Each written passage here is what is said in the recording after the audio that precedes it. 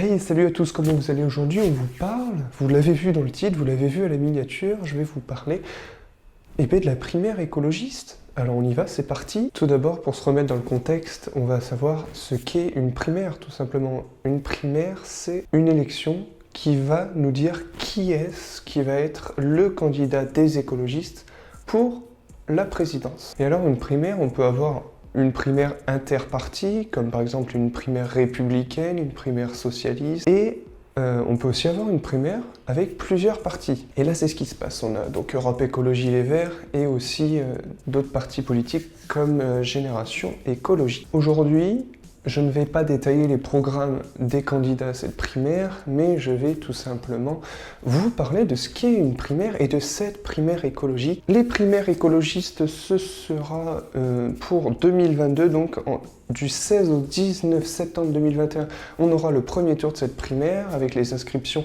qui sont terminées. Nous avons eu 122 000 participants à cette primaire, de moins inscrits. Et le deuxième tour sera du 25 au 28 septembre. 122 000 participants à cette primaire, ça fait beaucoup, vous vous en doutez. Ça fait penser à certaines personnes qu'il y a des gens qui vont venir voter juste pour fausser cette primaire, vu qu'en fait, elle était ouverte à tout le monde. Depuis tout à l'heure, je vous parle de candidats, mais c'est bien beau. Qui sont-ils? Les candidats à la primaire écologiste sont Yannick Jadot, le député européen, figure d'Europe Écologie Les Verts, Éric Piolle, conseiller régional de Rhône-Alpes et aussi maire de Grenoble. Nous avons l'économiste et écrivaine Sandrine Rousseau. Nous avons la présidente de Génération Écologique et une ancienne ministre déléguée à la justice du Parti Socialiste, Delphine Batho.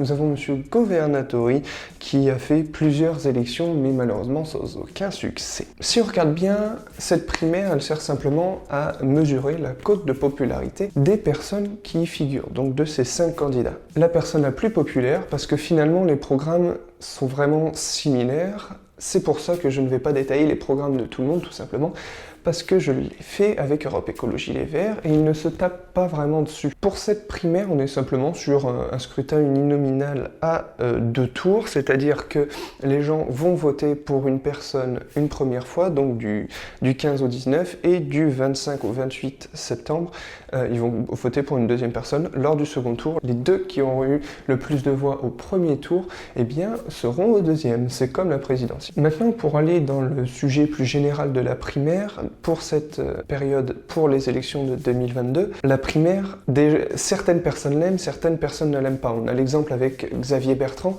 qui ne voudra pas participer à une primaire de droite si jamais il devait y en avoir une. Il estime qu'il est assez bon dans les sondages pour rester tout seul sans primaire. Et donc vient la question des sondages. Les sondages, en fait, c'est tout simplement ce qui va régir une primaire. Si tous les candidats des Verts y allaient, ils feraient tous 4-5%, bon, d'autres feraient moins, d'autres feraient un peu plus, mais autour de ces pourcentages-là.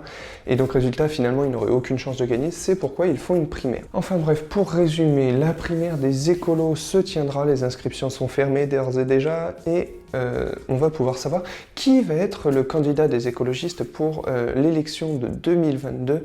Et on va savoir qui sera le plus populaire, en fait. C'est juste pour mesurer le boulard des gens. Voilà une petite vidéo pour vous expliquer ce qu'était une primaire et la primaire des écologistes. Et moi je vous dis à dimanche ou pas. Allez, ciao!